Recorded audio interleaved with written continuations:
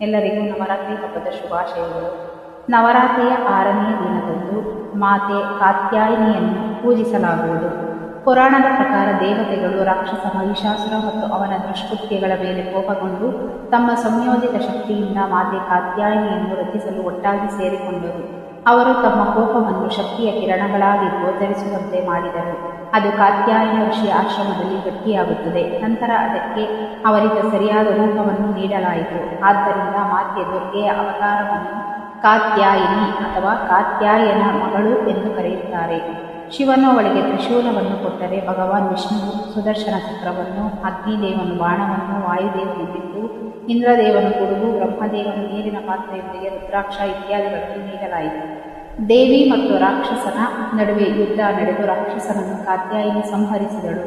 ಇದನ್ನು ಕೆಟ್ಟದರ ಮೇಲೆ ಒಳ್ಳೆಯದರ ವಿಜಯ ಎಂದು ಗುರುತಿಸಲಾಗಿದೆ.